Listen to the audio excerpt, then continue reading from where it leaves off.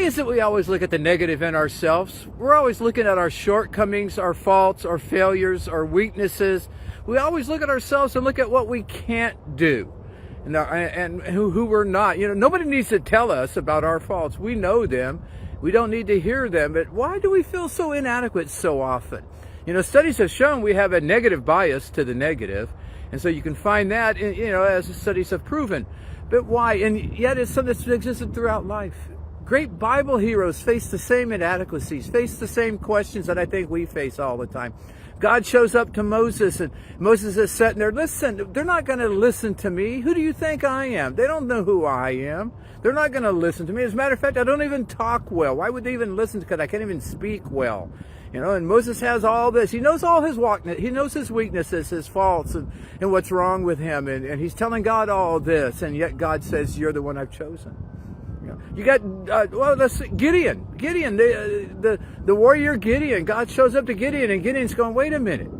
My family's small. My clan, my little town I live in is small. Matter of fact, I'm the run of the family, and you want me to do, and why is it we feel so inadequate? You got Jeremiah comes along. He's a prophet for when they were in captivity, and Jeremiah sits there and goes, wait, I'm too young. Nobody's listening because I'm too young.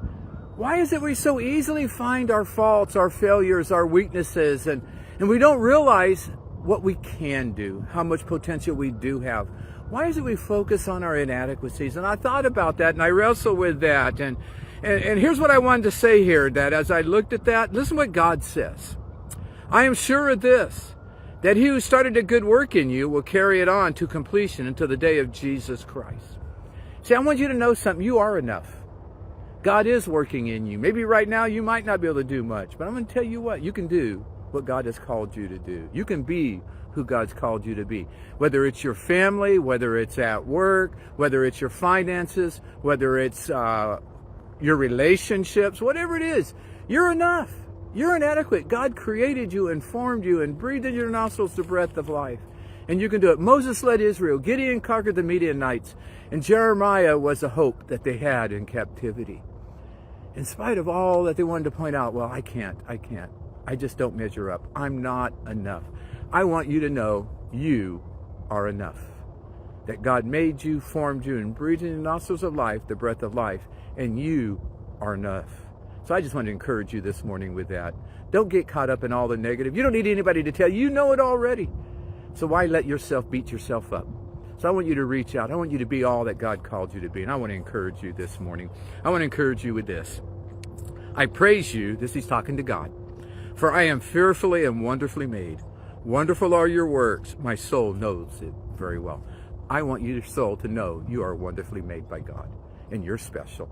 And God has something special for you. So be encouraged today. We're going to have fun Sunday. We're going to talk more about who we are in God's sight and what God wants to do in and through us. So we're going to have a great time Sunday, in person, online, wherever you're at, you can be a part of it. So I just want to encourage you this morning. You are enough and you can do it. God bless you. Take care. Don't convince yourself of anything else.